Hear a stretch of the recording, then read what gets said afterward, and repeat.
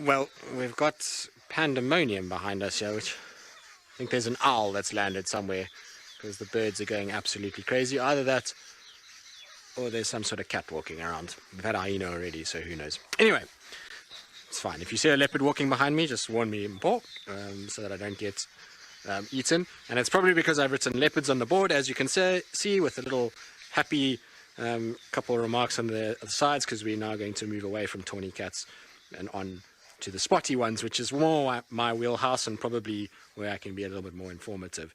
The problem with this, though, can you guys quieten down in the back here? Thank you.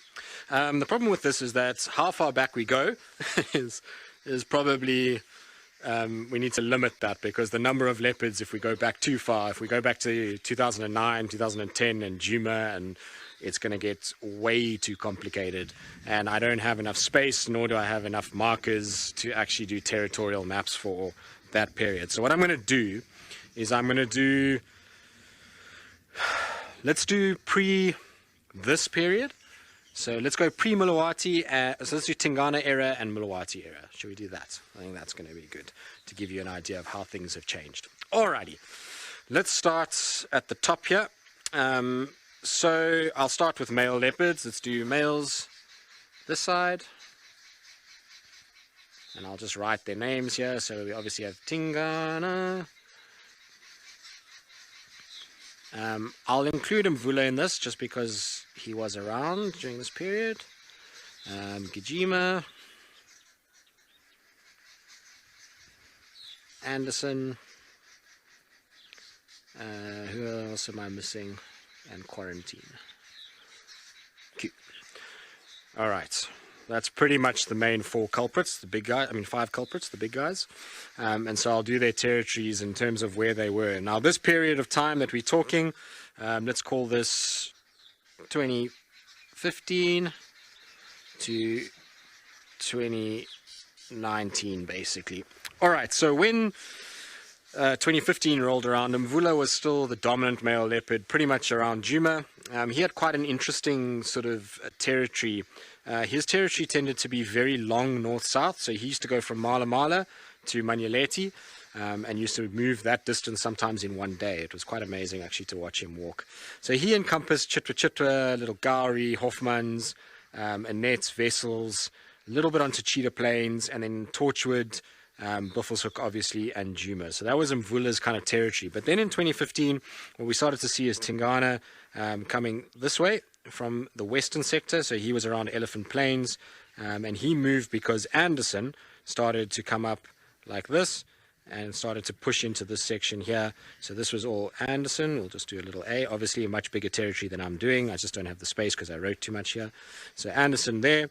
And that pushed Tingana this way. Now, Tingana's territory then extended, if we take a line here like this being Elephant Plains, and this being Arethusa, there's a cut line there, and that cut line pretty much was Anderson to the west and Tingana to the east. And Tingana's territory, at the time of his prime during this period, his territory extended from this cut line. He used to go into, obviously here at the gates, he would come down, so let's come down to the gate. He would come up here, Jacana, and then he would go all the way, sometimes as far as Jordan's, Sussens, towards where's Nsinga there, then down like this, all the way through in Koro, and then obviously Cheetah Plains, Chitwa Chitwa, up through here, then back through up towards Arethusa. So that's all Tingana over there. So let's say Tingi. All right. So Tingi was that massive territory there. Now, as time went on, so it started to erode slightly, and he started to get less and less territory to the west, and started to come more in line with this Triple M that you see here. In the meantime, Mvula, who used to be dominant in this area, unfortunately was pushed a little bit by Tingana to become a little bit more nomadic, and actually started to hang around a lot more in this sort of section here. So this became Mvula up here, and he didn't go a very large distance. He would sometimes kind of extend down, and we'd find him in this sort of corner here. He used to spend a little bit of time there, and every now and then we'd see him tracking through. And his last time that he ever walked here is he came down, and he came from Buffelshoek down past Gowrie Dam, through here, past Philemon's Dip, down towards Treehouse, down this way, crossed down to Londolozi, and eventually he died somewhere down here, which was a few days later. So Mvula was kind of up there. Then Djuma, which is an interesting one, because Djuma's territory also was quite big. We don't know the extent in Manyeleti, but he used to come around like this, and he used to come as far as this sort of cut line, and then every now and then he would just come past Sandy Patch here and overlap like that. So that's a big G for Djuma. So he also had quite a big territory if you compare Tingana's, who was slightly larger, but this was also big, and we, like I say, don't know what was going up in Manyeleti. Quarantine at the time was then dominant from the middle of Torchwood. So he used to sometimes come towards First Rock, and then he'd come up Milkberry, a little bit into Kruger, and then obviously down like that, and so that's Q.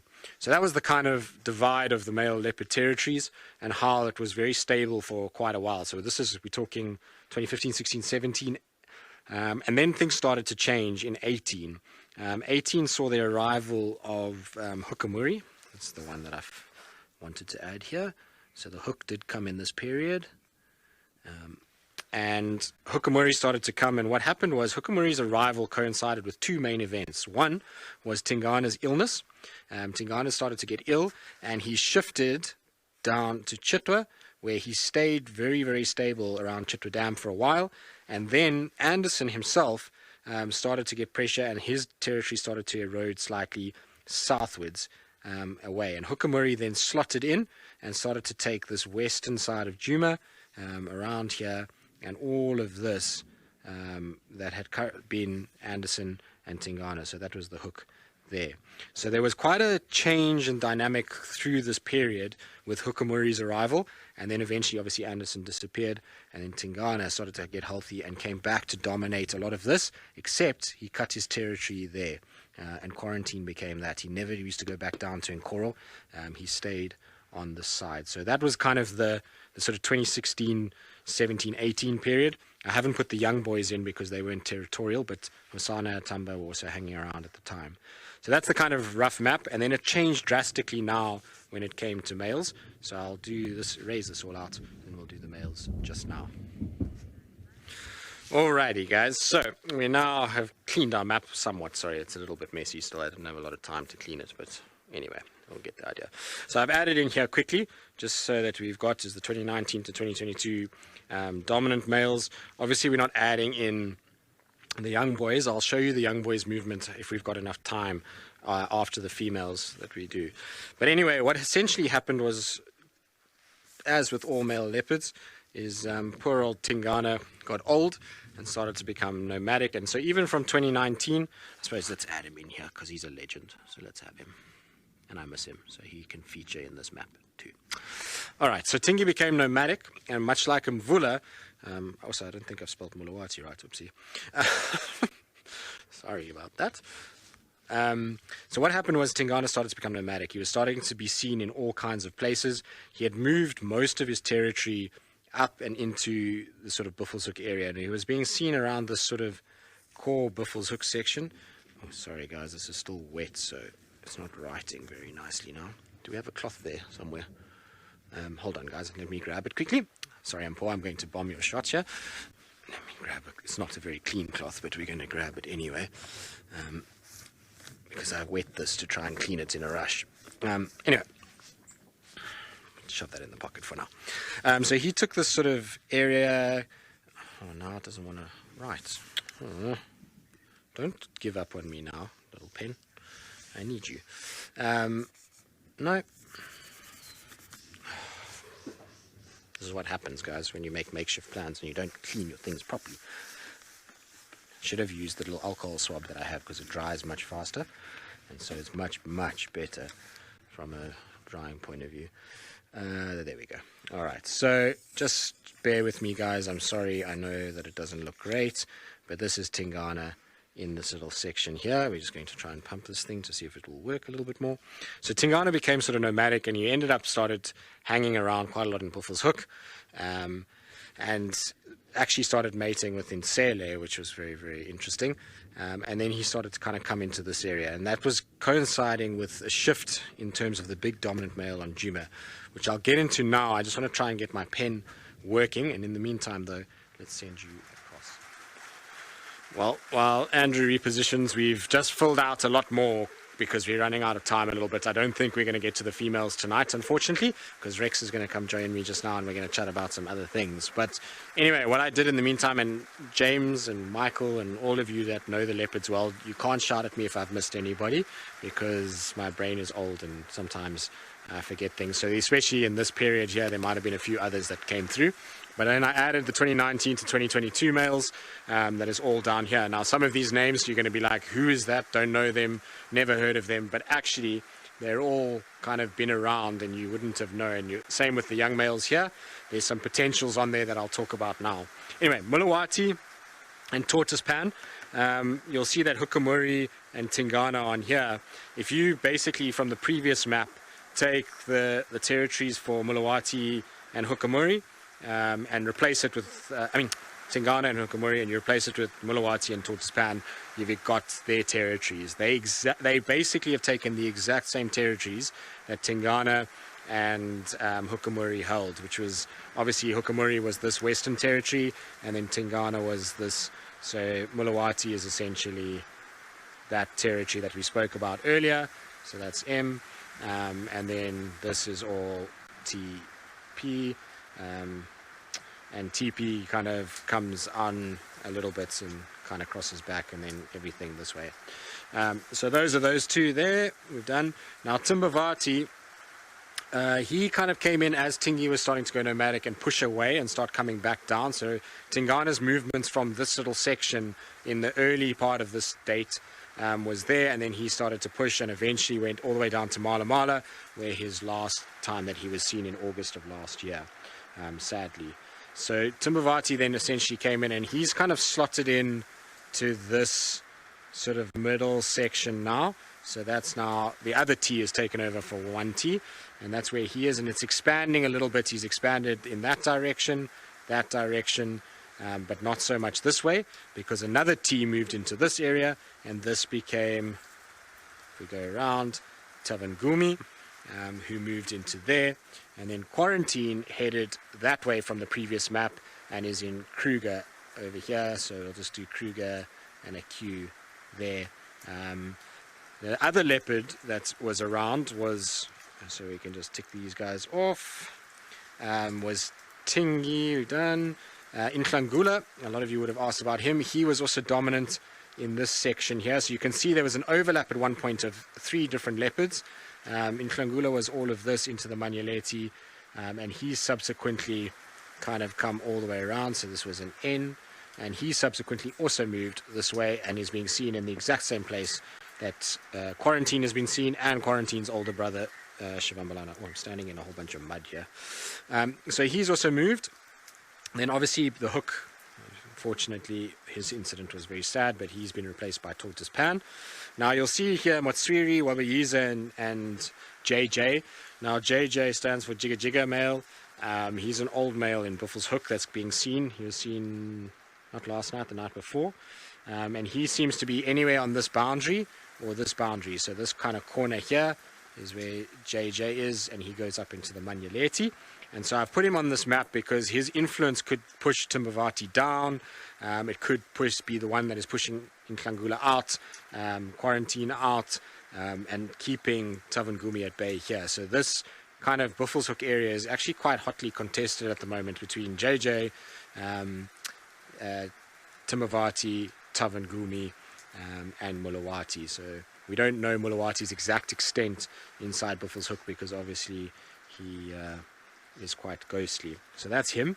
Now Motswiri was a leopard that we were seeing in the early parts of 2019, late parts of 2019, early parts of 2020 over lockdown.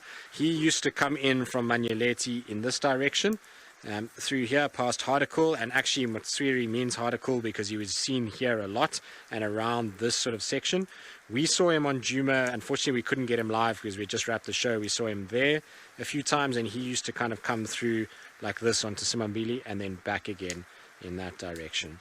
And he just disappeared. We don't know what happened to him. He was a big leopard, very similar to Mulawati in looks and size. Then the last one on here is Wabayiza. Wabayiza is a leopard from Mbali. So Mbali is here, so we'll just do a W. And he sometimes pushes in like this into this sort of section on the edge of Buffels Hook and gets seen every now and then. So that is all the big males. What you can see straight away from all of this is that there's a gap here, right? So this area here onto Nkoro is a gap. But when I was driving recently for Jackie's, we would stop for a drink stop here, and we had a male leopard going crazy just off of that boundary. And the guys keep telling me at Nkoro that they're hearing a leopard almost every night, but they don't find it. So I don't know if it's quarantine, Wabayiza, Nklangula, or if there's another big skittish male that's actually filling this void that we just don't know about yet.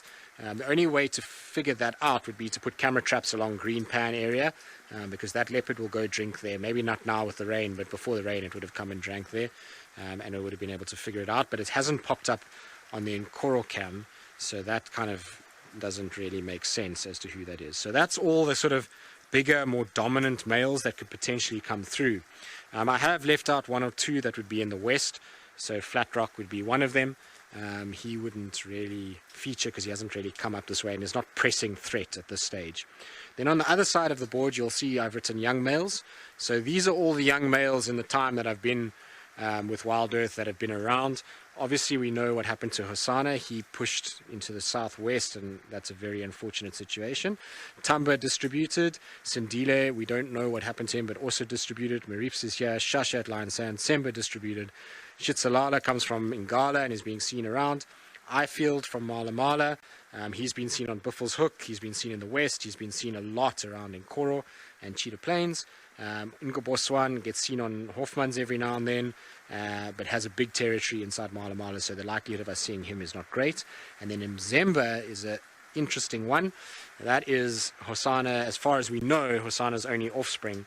I don't know if they've DNA tested him yet, but hopefully he'll be DNA tested. And he's actually been getting seen just on the fringe of Tortoise Pan in a place called Pickaninny, Utah. There's like a little thing that does this, and then it comes up to the gate, and he's being seen in that area. So there is a possibility he could push and head to Djuma, and wouldn't that be quite a story if Mzemba made it back to where Hosanna was born? I think that would be a really cool full circle moment. And that's the boys. Like I say, we're probably not going to have time for the females, but maybe there'll be rain at another time and we can do those.